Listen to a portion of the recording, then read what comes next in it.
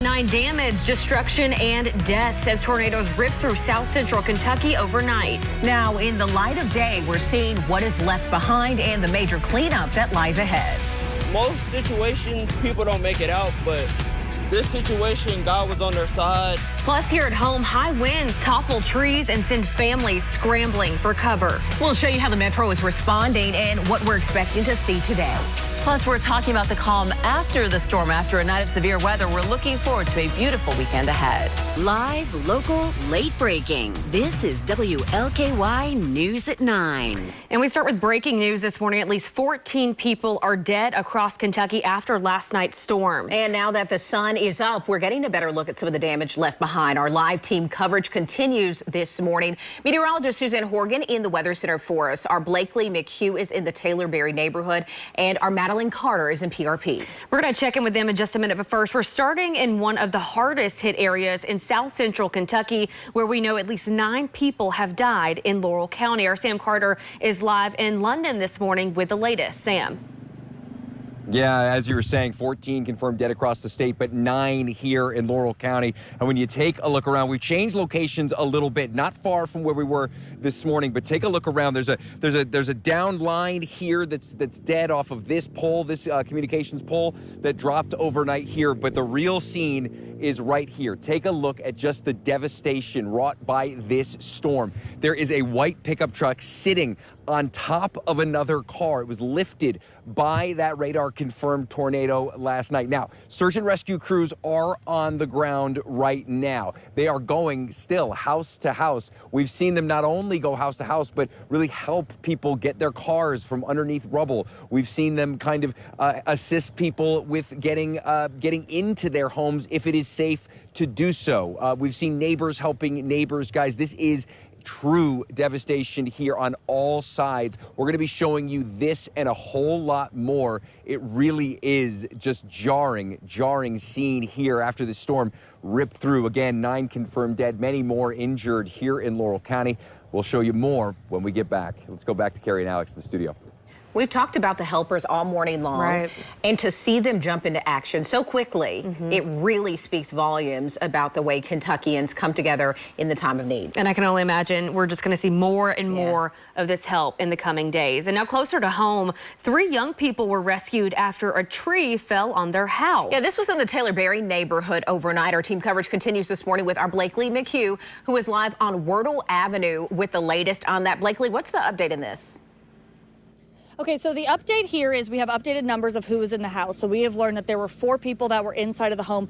2 were young children, 2 were adults. And really, now that the sun is up and we're seeing the damage, the only word that I can think of here is that it is a miracle that no one was seriously injured. I mean, take a look at it for yourself. That tree literally went right on top of that home down the middle. And honestly, from where we're looking at, it looks like the tree encompasses the entire home. It goes into the front yard, into the driveway, and then out into the street in front of it. And from different points when you're looking at this tree into the house, you can't even see that there's a home behind it. There's a car underneath all of these branches and leaves. There's a car that you can see that's dented. On the other side of the home, the power lines came down. The power pole came down. That's also down in between these 2 neighboring homes. So this tree, I mean, it is just massive, and it has created massive damage for this family here. We did speak to neighbors last night who say, and also this morning, they all have a similar story that basically their lights had flickered. The lights went out. They lost power, and then seconds later, this tree came down and crashed into the home. Around here, nothing like that happens. I've never really witnessed a tree actually falling through somebody's house. Yeah, I mean, it's quite unbelievable to see it for yourself. We did talk to Louisville Fire Department yesterday, who confirmed this happened right just after 10:15 last night. It took them about an hour to get everybody out of the home. They were taken to the hospital with non-life-threatening injuries, which is the good news here. But I just want to give you some comparison. I mean, look at this tree here that's right across the street. You can see how massive that trunk is, how tall this is.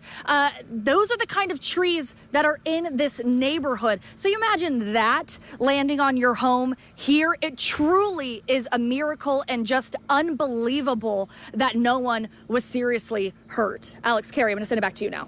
Really glad to hear that nobody was seriously hurt. Blakely, thank you so much. Meantime, our team coverage continues this morning in PRP. And that is where our Madeline Carter is this morning. She's on Wellsworth Avenue and Elmore Street now, taking a look at even more damage there. Madeline? Yeah, Carrie, I've been out here in PRP all morning long, and there is a lot of damage out here.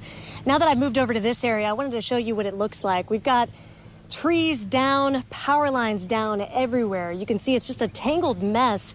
And because of that, it's actually wiped out power for about 3 blocks. So a lot of homeowners here are not able to see anything, even though it's daytime. So of course, we're gonna come over here. We've got two twin sisters, might I add, that were in one of these houses when all this damage started. And I'm hearing that this all happened pretty fast. Very fast, like within about 15 minutes. Or less. Or right. less. We was watching a movie and all of a sudden we was like, she said, well, it's raining now. And then all of a sudden, there it went. 15 minutes, the lights were out, everything was down. We heard booming, transformers blowing. I don't think we heard this tree fall, but it could have just been in the mix of everything. But it was a mess. It was like 70 miles per hour, maybe, wind, I would say. And this is one of those things, I know you don't want to be dealing with this on a beautiful Saturday morning. We got a birthday party to go to. We can't get out. We've got power lines down behind our driveway right here. Like, they're right behind the cars. Wow. So we don't know if they're hot lines or if they're dead lines. We don't know. So we're just not taking that chance of driving over them. And now that it's sunny out, what's your take on the damage that took place last night? a lot worse than we thought last night. Like, we walked up here last night, but we did not see, you could only see so far at nighttime. So I only saw that tree down there. We saw this tree, but we did not see the extent of the damage. And poor lady over here with her house, she just moved in a month ago, so I know she's devastated. That's so hard. Well, It's a lot worse than we thought it was. and I'm so sorry to hear that for all of you. I know LG&E, they told these neighbors that they're trying to get the power back on as quickly as possible, potentially by 11 o'clock tonight. Although, with all this damage back here and the mess of power lines, who knows how long it's really going to take to clean all this up out here in PRP. I'm reporting live, Madeline Carter, WLKY News. All right, Madeline, thank you so much. Governor Beshear has put Kentucky under a state of emergency because of the storms. That means the Emergency Operations Center is open now, and the Kentucky National Guard also on standby. Transportation cabinet officials and crews are on alert as well.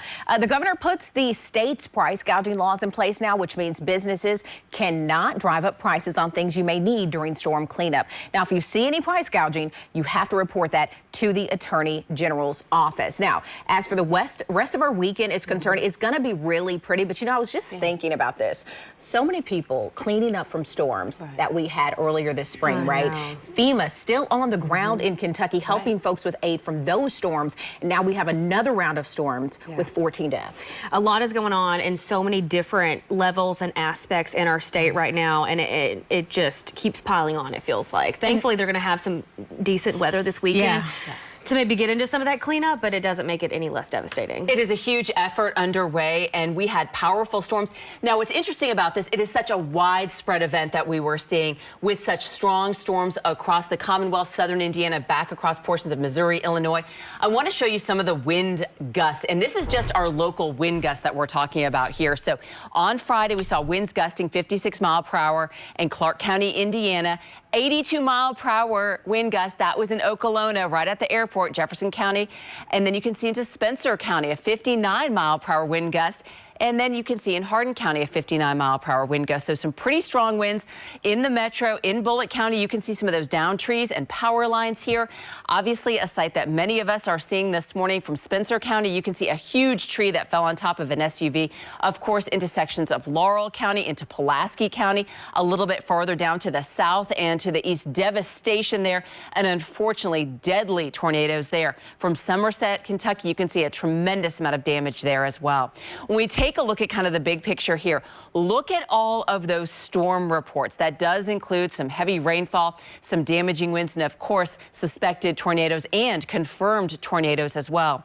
You know, we talk about long track tornadoes. This really shows it, I think, very, very clearly.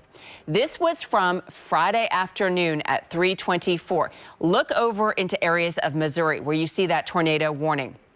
As we track that throughout the afternoon hours, look at all of the confirmed tornado warnings and the tornado warnings all along that, nearly 400 miles. That is the same storm that hit Pulaski and Laurel counties, unfortunately. A very strong long track tornado.